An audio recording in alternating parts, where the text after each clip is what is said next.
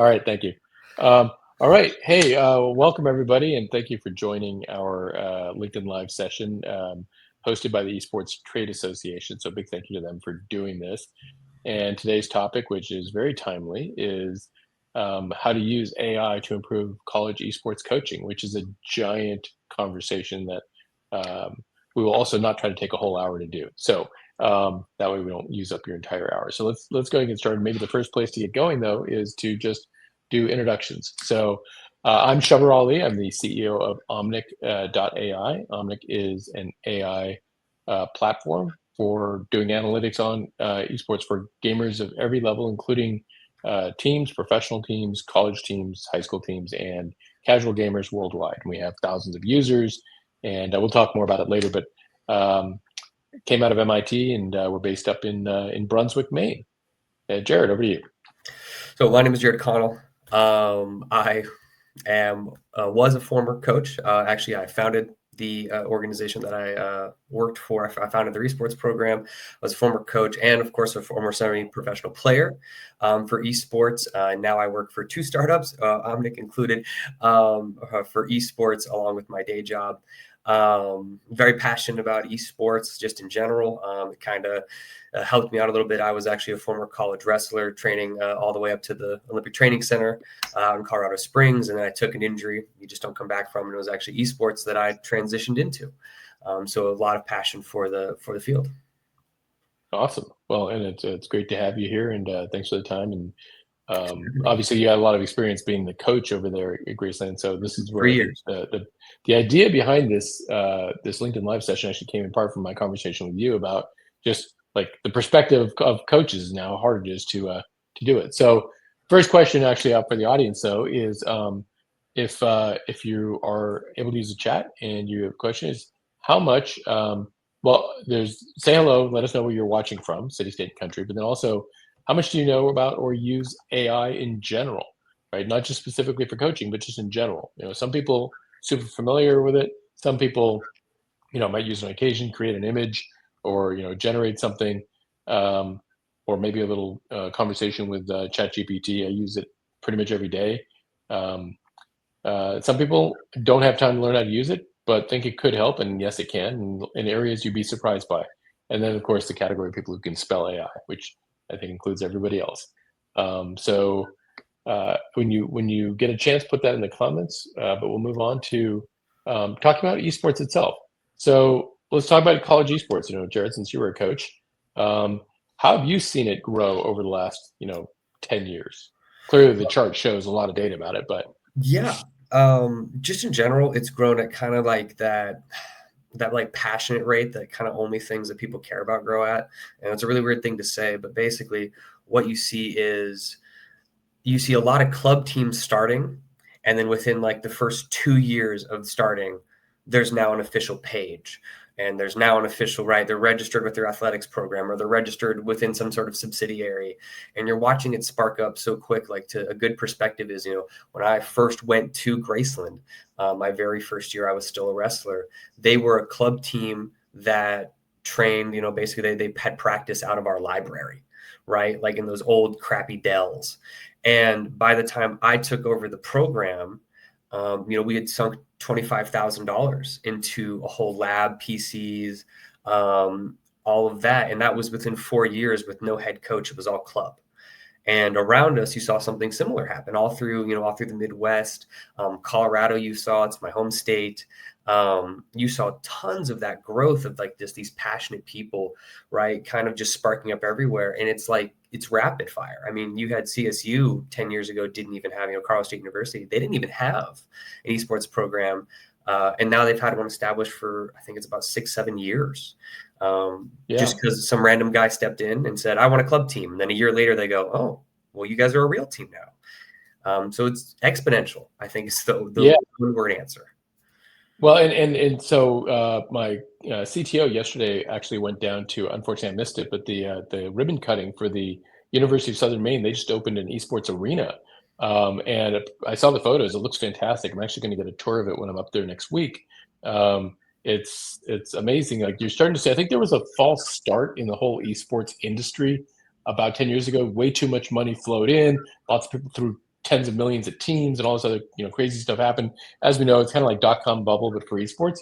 Yeah. But when that all kind of went away, what we found interestingly is like what you're talking about. What's actually happening is the real grassroots is finally building up, and so you have these college teams, and the more you have intercollegiate play. You have things like Octane Collegiate, and you have all these other ones as well. You have then trade association like ESTA coming in, and finally getting critical mass. What's interesting as well is what's feeding that is what comes underneath it, right? So if you look at the college has now become that yellow line, the growth of high school teams, and you look at like Play Versus or Play VS has a I think actually over 10,000 schools on their platform. So it's actually, even these numbers are off. That's how fast things change. But there's so many feeders that then ultimately would go into these college programs as well, which of course creates one of the many problems that we think AI can really help with. And people are starting to look at, which is, well, how do you evaluate that much raw potential to feed it into these things, which, you can talk a little bit about like what Yes League's doing as well in this area. But so there's a huge amount of growth. And underneath that, I think in a bigger scale is just there's so much data in esports itself. I mean, you think about regular sports and all the data that's there, but then esports is like a whole another level of data. And humans just aren't very good with that, right? So let's talk about, I mean, because again, you've been a coach. Let's talk about some of the challenges of being an esports coach. So we'll just kind of go through these. I teed some up so you can talk about them. Yeah, so for me, limited feedback was a huge problem. So a bit of background on the program, just because of how it worked out, is they pulled me right out of college. Basically, from there, we had a nationally ranked team. I was part of their nationally ranked League of Legends team and their nationally ranked Valorant team for the Midwest, right, for where we were, Midwest Collegiate League. And they pulled me right into a coaching position. And to say that I had, no tools, no feedback, it was just me, is an understatement. Limited feedback is always hard, I think, as a coach in general, right? You even have kids who sometimes they're difficult or vice versa. Sometimes they just don't like giving up information, right? That's typical. But with esports, it was, you had hours and hours and hours and hours of raw footage where you couldn't really watch everything. It was impossible to. So you're just kind of sitting there, right? Like it's 2 a.m. and you're just kind of doing the whole, right? Watching this game from its third perspective finally. And you're just kind of like, God, I hope that this is the last perspective. Maybe I can get a jumbled mess enough. That was really rough. Manual VOD review, right? As we have just talked about it. It was very painful, especially since I didn't have an assistant coach my first year. I actually didn't have one until my third year. And even then he was a part-timer. So he actually worked for the baseball program and then volunteered for us. So going back to the whole grassroots thing, right? Yeah. And what about looking at like players over time, right? Like being able to see the patterns that are there, because it's all about pattern recognition, right? Yeah, there is always tools in place. If you play League of Legends, right, you have stuff like Professor. That's a fantastic tool for your players, right? It really does show the growth in terms of the actual raw stats, right? I mean, I used it to climb back up like into Emerald, low Diamond when I was washed up. It was great.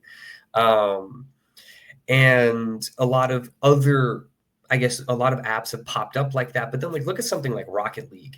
There's not a great tracker for Rocket League. There's a lot of stats for Rocket League that are impossible to follow, right? So how do you judge it? Well, okay, are you scoring?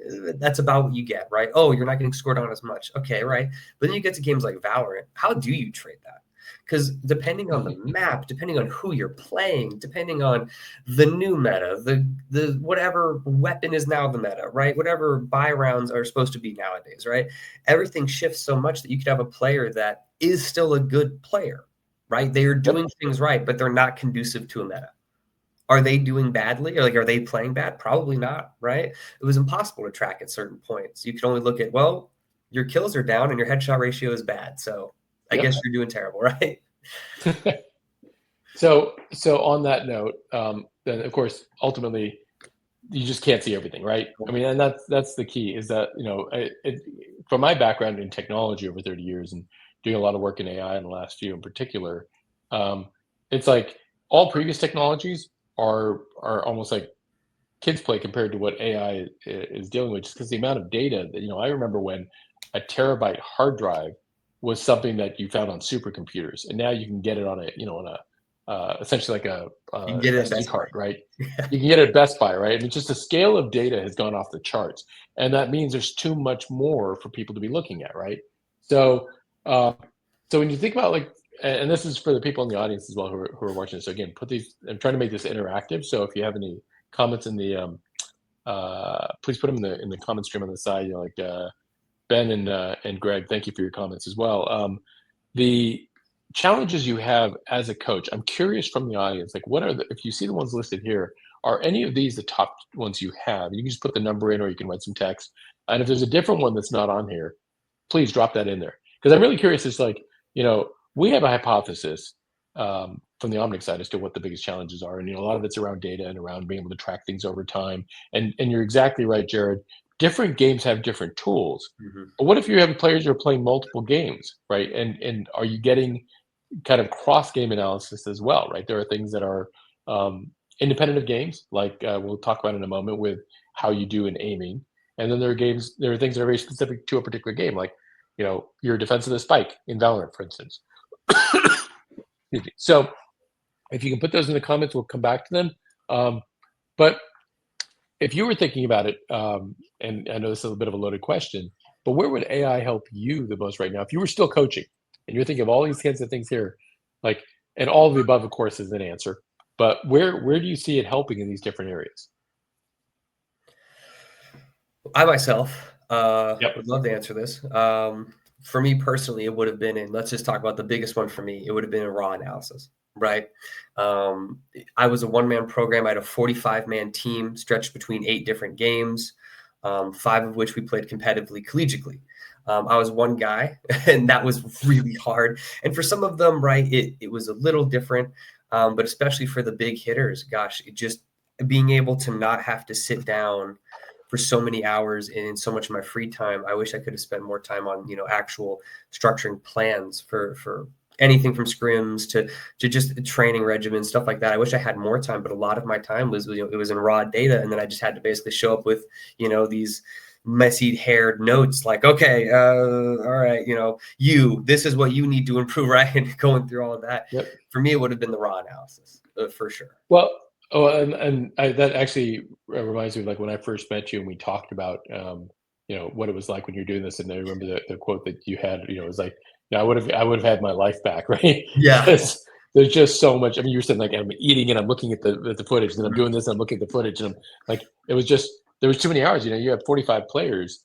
Even if they only played 1 hour a day, you don't have enough hours in the day, literally, to watch the footage, right? My worst story with that was there was a point where I still remember this. It was gosh, what was it? It was some very sweaty game. I think it was something akin to Rust or Arc when I was playing it, and I was playing with a lot of friends of mine, and I had a very specific job. And then, as on the side of my other monitor, while I'm playing this game, I had the footage just going on this side. So I'm sitting there playing one game, talking totally different, and every once in a while you would hear me just kind of go, "Oh, what are we doing?" Right? And they're like, what are we doing? What are you, stop talking, right? What are you talking about right now? You're freaking us out. And I'm like, oh, my bad, right? And my wife, my now wife, girlfriend at the time, she was very unhappy with the amount of time I sat in front of that computer, just, gremlin, Yep. doing the stare. So I would have loved Yeah. it So at that point. it's a different angle on how AI can help you with your relationships, right? Very different. So it's interesting because the other one I want to kind of jump into with you is actually around recruiting. So how did you find, or did they find you, the people that would join your team? A bit of both. So, kind of a description of what Graceland is, I think, is a good idea. So, Graceland's a very small private college, relatively speaking. My actual 2 choices were Pitt, Iowa State, and then Graceland. But at the time, I was very concerned with just getting like an actual education, and I hated large crowds at the time, and I was, was like, I think I want to go to a smaller school. Plus, they gave me a free ride. That was nice.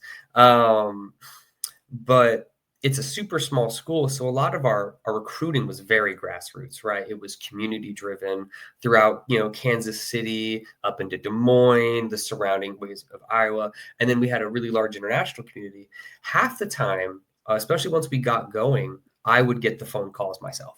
right? They would call into me and say, "We hear you have a program. What's that like? Can we schedule a visit?" Right? Because our grassroots, they'd be like, "Oh, well, we need to get you in touch with this person." So they would just send Yep. him to me. But that's not for everybody, right? I mean, look at something like bigger colleges like Grandview was a big one we were always near, and I communicated with them a lot with their old head coach. His biggest issue was filtering because you'd have a lot of kids that step in and they're like, "Oh, I played this game," and he goes, "We don't have that." He's like, Yep. "Oh, great." So this whole visit, right? We scheduled it, we spent money on it, everyone's come here, and even the kid is like, "Oh, oops," right? Because they Yeah, were that just seems like an coming easy to one you could have figured out before a plane ticket was bought. It was like, well, what do you play?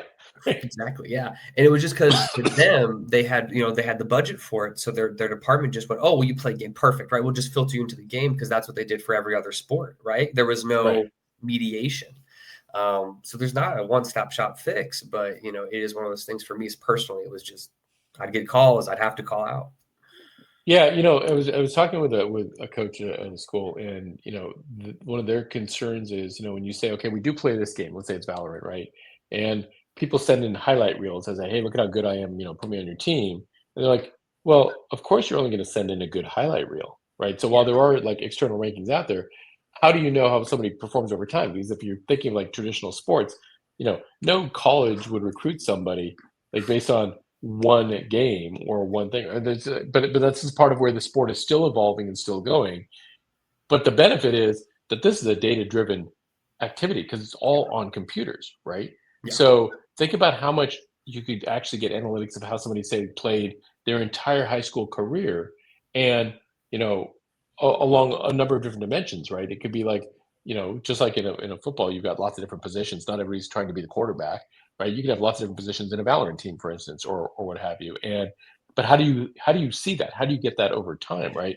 And then filter across lots of players across the entire country at once. well, with the funny thing is, like, with a lot of other sports, they've done stuff that's similar, but a lot of it is you have to self-report in a way, right? I mean, a really big Yep. one is like Rivals. Well, Rivals is a good way to show how you've grown if you kept up with it through your entire high school career, right? Yep. You've uploaded footage from freshman game one to last senior game. Well, then recruiters have an idea, right? But 90% of people don't do that, right? Same Right. with track wrestling. It's like, oh, well, we can track your tournament play if you put in all of your tournaments. Oh, and your points. Oh, and they kept good notes. Oh, and they did Yep. this, right? Yeah. So Exactly. even in like traditional sports, things have been around for 50 plus years. These tracking, some of this tracking stuff's been around since early 2000, right? Yep. Recruiters, stuff like that. Like they used to, pre-internet, they used to just go and be like, oh, well, I watched 8 of his games. Here's what we saw, Yeah. right? But with esports, it's hard because, I mean, think about it. It's hundreds of games. One kid It's could sit. hundreds of games, Yeah. and yeah, and the part of it as well is okay. Well, but how do I know that like they didn't just send me like the like because they play Yeah, so how many is games? this? How Is do they this just send me like? them? Did you cherry Right. pick? Right? Like, did you Yeah. cherry pick And 9 games? and with scholarships growing so much now that there's millions and millions of dollars in scholarships up across many universities that have programs now. um, it changes the calculus as well because now it actually matters if you're giving the money to Yeah. somebody versus not, right? If they're just coming to play and you have a team, and if they do well, great. And if they don't, well, not a Well, big deal. That's a different story. and you can even get into the craziness that comes with people thinking this far ahead, and they Yep. boost themselves, right? So they get people to boost with them, right? Pad their stats, Ex- right? And then all of a sudden yeah. Oh yeah. you step into real games, and they're like, you aren't even the same player that I was Right. supposed to get. Which is interesting. So which is actually a good segue to like what can AI actually do to help um, with uh, college esports coaching, right? So I mean, the thing that like I like to stress people is it's not magic. AI people, and especially in the news media today, AI is like, oh my god, it's doing everything. It's taking every job. It's going to do all these different things. It's at its core, it's really simple. It's pattern recognition. And that's actually why it's so good for this, because what you're looking for is a pattern. I mean, you've got a screen, you've got a set number of pixels, and it's looking at the pixels. It's not actually really watching the game even. It's understanding what's happening in relation between different pixels. And because it's been trained on those, just like a large language model or whatever else, it's able to see patterns and be able to identify stuff and give you insights, right? So here's 4 areas like right off the bat where it is proving useful. Like the first one is tracking all kinds of stats, like we just talked about, right? All kinds of stats like shot accuracy, your rotations, your how well you've controlled the objectives, all those kinds of things. Um, But again, pattern detection. So what is your team doing on a regular basis? Are they always going to site A? Like, and therefore they're just getting swarmed because the other team figures it out, right? Or are they like, what do they do on the map that like maybe they break up too much and then people are on the wrong side, so half the team gets clobbered, and then it's 5-on-3 on the other side, and then they get clobbered, and like, like how is it being used? But like some things are obvious to humans, but then over time it can find patterns that even humans can't, because we just simply can't hold that much data in our head, right? Um, so you talked about this, giving individualized feedback to people, right? Well, if you can actually watch an individual player and see what they're doing, you can do that. You can provide that kind of individualized feedback. Like and we're going to actually go into one of these in a minute, how you as an individual player play versus other people, and then comparing players against each other also becomes a really interesting tool. So they can see, like, how are they playing sometimes like a pro, or how are they doing this thing? Like, you've got the swing the same, like you'd say to a pitcher, you pitch the exact same way as this pitcher and you do this thing. So work on these strengths, work on the capabilities. And then the last one we just talked about was recruiting. There's so much data out there. How do you parse all that and then look at tournament data to find really good talent as well, right? That might be otherwise not even aware that they should be applying to your school, or coming and taking advantage of a scholarship. I love the term assistant coach. I think it's really important because I always tell people, like, we have a bunch of college customers, and I always tell people, look, it's not replacing the coach. It's not threatening anybody's job. And this goes back to the whole, the news media saying, yeah, it's going to take everybody's job. It can't take your job as a coach. There's too many things that you have to do as a human being relating to other human beings. Yeah. But what it can do is it can, like you were saying, it's a force multiplier, right? It can do these things to help you get leverage by freeing up your time, right? Imagine you get 15 hours a day back because you're getting what's the data in the VODs, the insights in the VOD, but not actually and Greg, that's a great question. I'm going to come to that in a second. It's like extracting the knowledge out of the data. You don't need the raw data. You need what's in the data, right? Yeah. So finding those patterns and saying, hey, Jared, you're the coach. This is what this player is doing. Then you can take that and go and talk to the player and say, hey, I noticed X, Y, and Z that you weren't doing correctly, or maybe you should focus on this strength, or as we'll go with the analysis on a team level, as we talked about, like, how's your team performing against other teams, and what are the strategies they're using, and what do they do? And then it can learn the individual fingerprint. In fact, that's what, like, our AI does, is it fingerprints every individual player and watches that player's growth over time, not just an overall team. So an example of that being, hold on, there we go, the aim analysis. So you can talk about this because this tool works. Yeah. And like why it's so powerful. Yeah. So the reason that, especially like the aim analysis, just in general, is so strong is because it would pick up the stuff that's not obvious. So a really good example of like what's obvious is if you have a player who consistently peaks well, okay, that means that their crosshair is always at, when peaking, right, at head level. Let's just say it's for Valorant, right? They're always at head level, or for CSGO, right? And they're always peaking well, which means that they've learned those angles, right? They have practiced it. They've done a great job. That's awesome, right? But then that could also, let's say, screw with the data for if they don't, let's say that they take a random gunfight, right? Like it's a raw one. And they go for body shots only, right? Because they haven't prepped the angle, they haven't prepped themselves, right? It allows us to see that. It'll go, oh, okay, well, you are doing this really well, but why is, and here's the rest of the time, your crosshair is down here, right? Because maybe it's on rotation that they lower it. Maybe it's a bad habit from, their old Call of Duty days. It doesn't matter. Like, the tool lets you see all of it.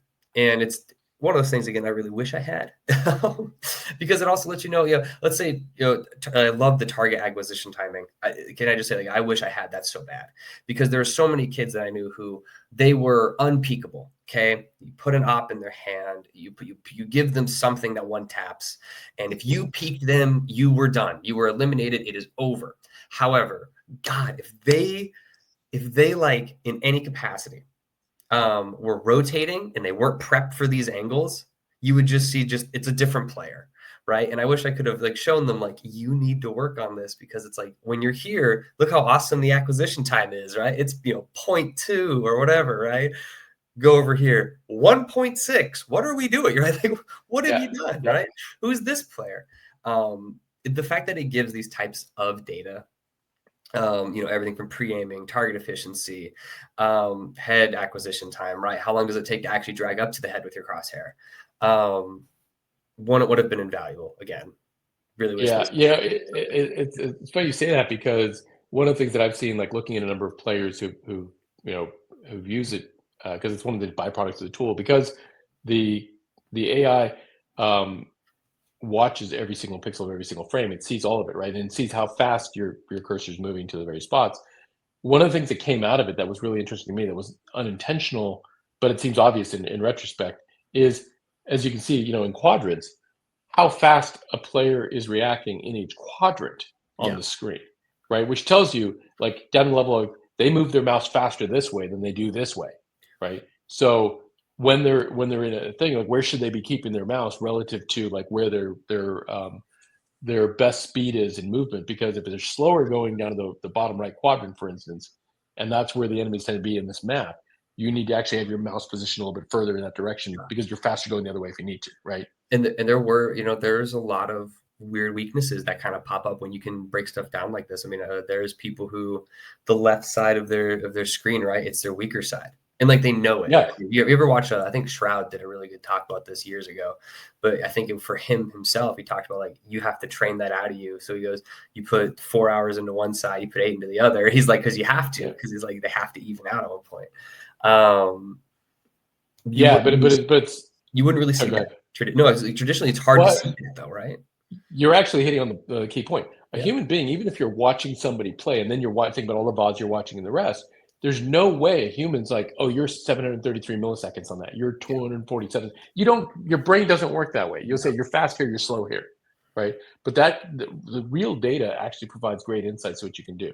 So, we talk about colleges that actually want to consider applying some sort of AI in their program. There's a lot of ways you can do it, right? The first one is just but there's a couple of things you have to first look at, right? The first one is like, what data do you want to capture? I think it kind of goes to the question that Greg's asking about, like, well, how do you determine what data is actually valuable to identify? And so first you actually have to decide that. We actually have looked at things and we said, well, what's valuable based on talking with players, talking with coaches in the tool that we built, which we'll show you just 60 seconds of later. But it's saying, what do you want to collect? So is it their aim analysis? Is it their efficiency and economy? Is it their strategy on the map? Is it the ability to know like which weapon to use with which character you're playing, right? So if am I using like Vandal seems to be the popular one with a lot of stuff, but what works best with which character you've got in which game is critical as well. And so knowing how to figure all those things out and then learning over time which ones you are good at, it's important. And then you want to look at what fits obviously your budget, right? Because a lot of schools, the programs are still kind of grassroots and growing up. So you're not going to go and like sign up for Pro Chat GPT, which is $2,000 a month. That's nuts, and you don't need it. And it only does a certain function, right? It doesn't do all of this. So is the thing that like actually goes to the data you're looking at. But ultimately, define what success is and work backwards. Say, am I most concerned with win rates? Am I most concerned with like keeping my players and keeping them on board and keeping them happy? Is it tied to the scholarships that we might have for our school? Obviously, there's a whole separate conversation we can have around privacy and your individual student data and the rest. And it's really important to make sure you don't give away stuff, especially if you're doing international, because you think about like GDPR and Europe and other places like that. There are lots of different rules you have to pay attention to when you're doing it. But the ways the coach can actually help you if you decide to use it is everything from just like how do you do overall in a match, round by round summaries, breakdowns, analyses for your entire team. Like I was mentioning, economy recap. These are ones that we focused on, right? Comparison. So you can actually have two players on your team side by side and look at them, or a player and a pro, right? We have pros who use our tool, so you can like literally do a side by side. And then we have lots of like casual gamers who use it for their own playing. And we have over I think 13,000 users now, and a lot of people just do it with their friends, and they want to see like how did I rack up against my friend on this game because it's watching both of them and saying how do they do, right? Highlight reels. Highlight reels are great, and it's a byproduct of a tool. If you have a tool, get one that actually gives you summaries, like video summaries you can share as well, and say, "Here's what you did in this, in this part," and then it gives you again as the coach the ability to spend more time coaching and less time looking at raw data and raw footage. And then, of course, getting the data over time on the players. So you've got their multi-year averages, just like we talked about with recruiting and high school students. I just want to say another really great thing that I've actually noticed with analysis in general is it also tells you who's plays. If you have a hot cold player, right? So you have some players, you see them, they ramp, right? So if you watch their game data, it starts here, right? Yep. We've all seen that type of player, right? They have to warm up. Doesn't matter if they've just played for 2 hours beforehand, right? They're going to ramp up every game as they adapt to the other players. You have people who start hot, go cold, right? As their strategies are found out and vice versa. You can actually watch it in graph form throughout the game. Right, especially if you just watch like kills or you watch rotations, you can even see how desperate people get with certain strategies. Right, you can see maybe if someone does have that mental crack, right, and they're like, "All right, suddenly I'm going to camp a corner with the judge. That's my life now. Good luck, everybody else." Type thing. Right, you can watch that, and I got again. Wish I had it back when I was a coach. Been very nice, but that's something I've been able to watch with my own gameplay. Right, where I'm like, okay, so I start cold, and then I ramp up. That's exactly right. And that actually affects your strategy, right? Because like if you know these players, it's just like on a baseball team. It's like these are my great starting pitchers and these are my great relief pitchers, right? Who do I actually want to get in the game at the beginning? And then they're going to burn out after like a certain number of rounds. Let me rotate my team because you've got a stable of players. So actually, and this gets to the ultimate question: is like the proof's in the pudding, right? So does it actually work? Well, in the schools that we've worked with, and we've looked at the data that based on the analytics, the AI has provided them, and what they've been reporting is higher win rates, right? Like faster strategy adjustments. We have some specific metrics I'll show on the next slide, but also being able to use it to do better recruiting. And ultimately, this goes right to the core of it: getting your time back, getting your life back, being able to spend more time, not just on coaching, but then on other things in your life you haven't been able to do because everything is subsumed to the coaching because there's too much data, right? And that's the core. Is like it's a tool. It's a tool to help make your life easier as your assistant, right? So what we saw actually with our tool with teams was after 3 months, we were getting this objective data back from the schools in terms of like on Valorant entry elimination rates going up 25% improvements, Fortnite's damage reductions by 32%, and healing efficiency, which was really interesting. Was like one of the things that we saw, with players that the AI is picking up is people who aren't using their healing efficiently throughout a match, right? And saying, you really need to be doing this because it gives you that feedback right afterward, right after the match is done. But also, interestingly, people who reload too often or not enough, right? It's one of those things that you only figure out when you see it, when somebody gets shot because they ran out of ammo or they spend too much time doing this instead of doing something else that was more important, right?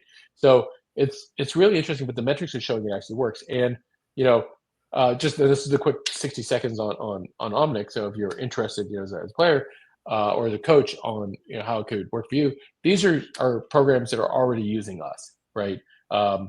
Across the U.S., we started about a year and a half ago, like engaging colleges when we realized that the tool which we had built for everyday players was actually really powerful for colleges. And so that's where we started. Now we're working with PlayVS for the high school side as well and middle school. But that's us. But I'm going to just give you a quick 60 seconds. So apologies for the plug, but this is actually how our tool works because it's easier seeing it than talking about it. Omnic.AI is empowering thousands of gamers every day to game smarter with AI. Our platform Omnic Forge uses computer vision, just like a self-driving car, to analyze on-screen elements in your matches to provide tailored insights and data analytics, helping you improve. By extracting all the information directly from your gameplay, Omnic Forge operates independently of developer APIs and is available 24/7 for gamers of any skill level. Simply connect your stream, paste a link, or upload your gameplay to receive a detailed post-match analysis. This includes the Forge player card, highlight reel, AI game summary, coaching insights, aim analysis, round-by-round breakdowns, win rate data, and more. Omnic Forge currently supports Fortnite, Valorant, Overwatch 2, and Rocket League. So we actually have more games on it now. That video was made about a year ago. So we actually have Marvel Rivals and Apex Legend coming out in the next week. We also have Madden NFL. In fact, we're running a tournament with the VFW.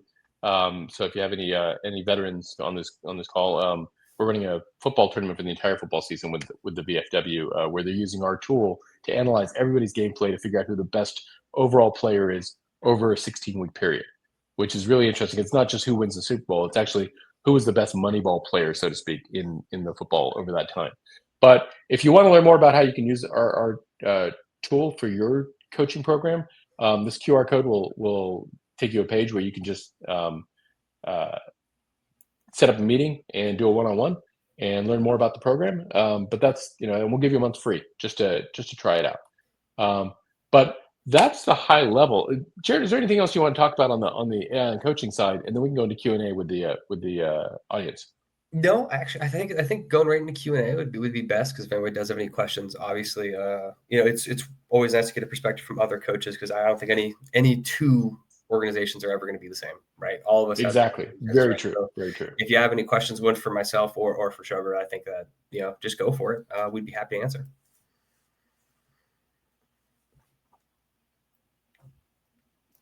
So if I haven't answered Greg's question completely, one of the things we did is we work with pro players partly in the training of our AI. So it takes about 10 to 12 weeks to train our AI on a new game, because there's a whole series of steps. The first is to actually learn the game itself. Like, what are all the elements of the game? What are all the weapons in the game? Where's the data placed on the screen, like scores or anything else, health bar, all of that. Because it has to be able to recognize, because it doesn't actually know how the game works. It's literally looking at the pixels on the screen, every pixel of every frame. But then from that, it actually looks at the interactions between them, and that's where the professional players help in saying, this is best practice, this is what it should do, etc. And then it continues to learn as more and more people play. So we've done now, I think, almost 140,000 matches as of last week, and delivered over 550,000 insights, over 500,000 to players based on their performance, right? Like on what they did. But it all starts with what's actually important, which is where we got that guidance as well from top players. So like one of our people who's just joined the company recently, who I think is actually on the call, Sahar, is our director of marketing. He's actually the former #1 Warzone player in the world. I think he held that title for 18 months. And so he's obviously providing us a lot of help as we are developing Warzone, which we hope to release later this year. Although I think that's coming out for a reboot or a refresh. So there'll probably be a couple of iterations of releasing that, kind of like happens with any game. But questions? If you have any questions, so we can answer. Would love to share some knowledge on AI and college coaching if we can. And I do want to add, so in the meantime, some clarification. So I was also, I mentioned at the beginning, but I was also a player for several years before being a coach. Actually, we have our first question already. Yeah. Go ahead. Hey Ben, great question. Yeah, so we trained the system. Again, the first step is we actually have a program that literally, you're just like it talked about, like computer vision and self-driving cars and the rest of that. The first step is training the AI on all of the elements of the game, which is literally a very manual process where you sit down and frame by frame of a game, you identify every single element on the screen. You train it to go. It's kind of like, it's the old days of AI. If you ever saw this, hot dog, not a hot dog thing that went on, where basically they trained visual recognition. And this is how AI is used for any kind of pattern recognition, whether it's identifying skin cancers, right? Dermatology AIs are now better than the best dermatologists in the world. They did a test, and actually out of Stanford, and an AI is trained on millions of images where the best doctor may see 100,000 in their lifetime. And so the AI just has more data to work with, and so it's better at identifying things. But you first have to train it what these things are, and then the next time it sees one, it is instant on knowing what that thing is, better than the human equivalent. And this is where the value of it as an assistant coach comes in, because it's able to see so much of this data and instantly be able to process it. Whereas we have to sit there and like look at it and go, okay, what's this, what's that, and then what did I miss for all the stuff that's there? But that's how the first step of training. And then from there, like I said, we work with pros. And then we iterate on it. There's about 6 or 7 different AI models underneath the hood, each one doing a different element of it. So we actually use samples from the game itself, right? So like to answering Greg's question, we actually have videos from the game.